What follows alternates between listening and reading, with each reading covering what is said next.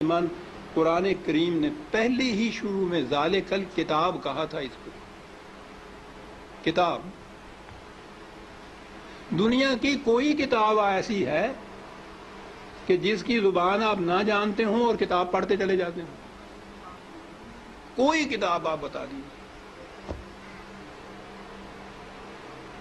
زبان نہ جاننا تو ایک طرف، فرض کرو زبان جانتے بھی ہوں اور وہ کتاب کی زبان ذرا مشکل ہو تو آپ ایک آدھ صفحہ پڑھ کے کہہ دیتے ہیں کہ نہیں صاحب میری سمجھ میں نہیں آتی. آپ کتاب پڑھتے ہیں تاکہ سمجھ لیں اس کو.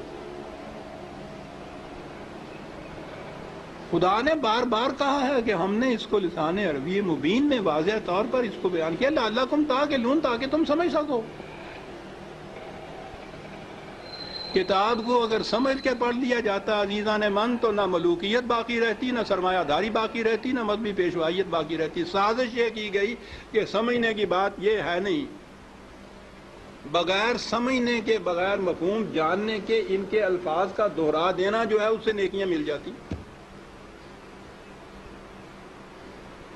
ایسا چکر دیا کہ کتاب کا سمجھنا جو تھا، سمجھنا کتاب کا بے معنی ہو گیا.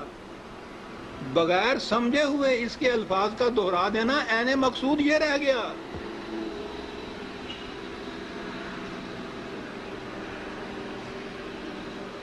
اعلیٰ سے اعلیٰ درجے کی کسی طبیب، حکیم کی، فلاسفر کی نسخوں کی کتاب، ہر مرض کا نسخہ جہاں لکھا ہو اس کے اندر، آپ اس کو سمجھے نہیں اس زبان کو اور وہ نسخے زبانی یاد کر لیں اور صبح اٹھ کے ان کو نسخوں کو رٹتے رہیں، شام تک بولتے رہیں.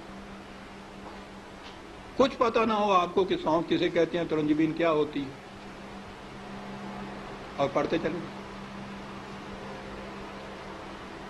کیا مرض کی شفا مل جائے گی اس طرح سے؟ اس کتاب کا مقصد پورا ہو جائے گا؟ میں نے کہا ہے ابھی کہ ہے کوئی دنیا میں اور کتاب جس کے ساتھ یہ کچھ آپ کرتے ہوں؟ عزیزان من، اس کتاب عظیم نے کیا لیا ہے کہ ہم اس کے ساتھ یہ کرتے ہیں جو کسی کتاب کے ساتھ نہیں کرتے. یہ سب اس لیے کہ یہ سمجھ میں نہ آ جائے، کہیں ہو نہ جائے آشکارا شرع پیغمبر. کہیں یہ آج ہی کی سازش نہیں ہے، شروع سے چلی آ رہی ہے. یہ لگا دو اس لائن کے اوپر کہ دہراتے جاؤ اس کو ساتھ بغیر سمجھے. نہ وہ آگے جو امام کھڑا ہوتا ہے حافظ، اس کو پتا ہوتا ہے میں کیا لفظ دہرا رہا ہوں، نہ یہ سننے والوں کو پتا ہوتا ہے کہ یہ الفاظ کیا معنی رکھتے ہیں. دونوں ہی مطمئن ہوتے ہیں کہ ثواب حاصل ہوتا ہے اس سے. اس کتاب کے ساتھ کیا کی تو ہم میں اور ان میں کیا فرق ہے جن کے پاس وہ کتاب نہیں ہے؟ فرق یہ ہے کہ ہم دوہرے مجرم ہیں. ہے بھی کتاب، اور کتاب کو اتنا، اس کو پڑھنا تو کہیں گے نہیں، پڑھنا تو پھر بھی وہ ناظرہ پڑھا جاتا ہے جو دہراتے ہیں.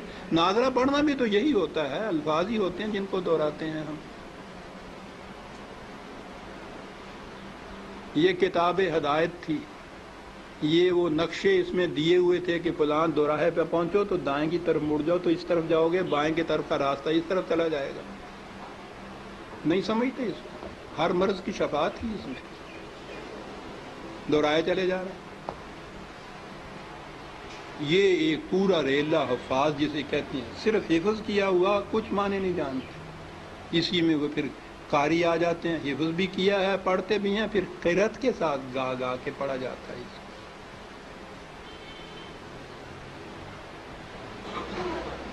قانون کی کتاب گا کے پڑھنے کی. قرآن میں یہ لکھا ہوا ہے کہ چوری کرنے والا عورت ہو، چوری کرنے والی ہو، جرم کے عوض میں اس کے ساتھ یہ سزا اس کو دو.